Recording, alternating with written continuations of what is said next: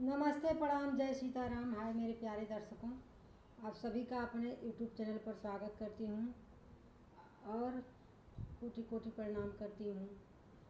और अगर आप हमारे चैनल पर नए हैं तो आप हमारे चैनल को सब्सक्राइब कीजिए और अपना आशीर्वाद दुलार प्यार दीजिए। तो आइए देखिए दोस्तों, ये सोनम रघुवंशी जो हैं राजा भैया के साथ अपराध की थी, उनके ऊपर मैं एक सुंदर सा लाचारी भाव में एक गीत लिखी हूँ और आप लोगों के सामने प्रस्तुत करने जा रही हूँ और इसे आप लोगों के बीच भेज रही हूँ। अगर ये गीत आप लोगों को पसंद आए तो आप लोग ज़रूर से सपोर्ट कीजिएगा ताकि उस सोनम कातिल को, अपराधी को सज़ा मिले और राजा भैया को इंसाफ मिले। तो आइए सुनिए इस गीत को। है सोना मच्छी नारी, है सोना मसुअरी, काहे कैलू अपराध हो सोना मच्छी नारी, काहे कैलू अत्याचार हो सोना मच्छी नारी। है सोना मच्छी नारी, हो सोना मसुअरी, काहे कैलू अत्याचार हो सोना मच्छी नारी।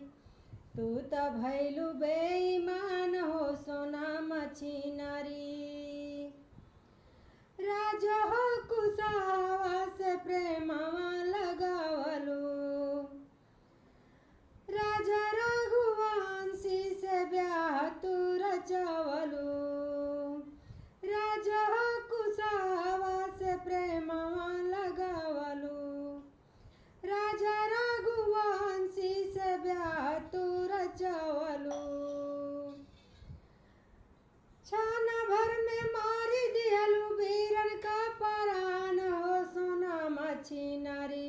तू त कैलू अत्याचार हो सोना मच्छी नारी। तू त भैलू बेईमान हो सोना मच्छी नारी।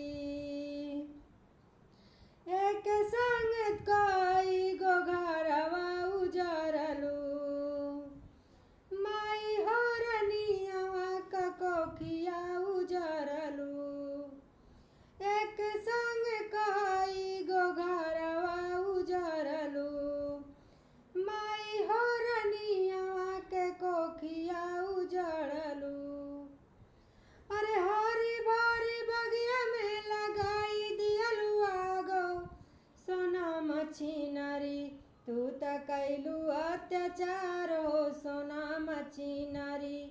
तू त भैलू बेईमान हो सोना मच्छी नारी। करे के जब ये रहे काहे कैलू शादी, राजा हो बीरानवा का कैलू बर्बादी।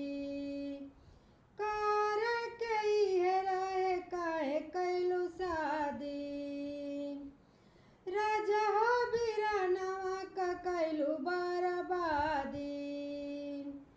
इतना बड़ा तू छिपवलू दिल में राजो सोना मच्छी नारी। तू त कैलू अत्याचार हो सोना मसुअरी। तू त भैलू बेईमान हो सोना मच्छी नारी।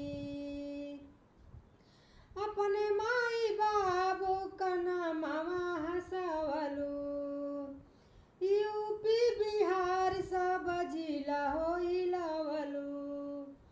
अपने माई बाबू का नामवा हंसवलू, यूपी बिहार सब जिला हो हिलवलू। काहे के कैलू इतना बड़ा अपराध हो सोना मच्छी नारी। तू त कैलू अत्याचार हो सोना मच्छी नारी। तू त कैलू अत्याचार हो सोना मच्छी नारी। तू त भैलू बेईमान हो सोना मच्छी नारी। हे सोना मसुअरी, हे सुअरिया भैंसी, तू त कैलू बदनाम हो सोना मच्छी नारी। तू त बाड़ू बेईमान हो सोना मच्छी नारी।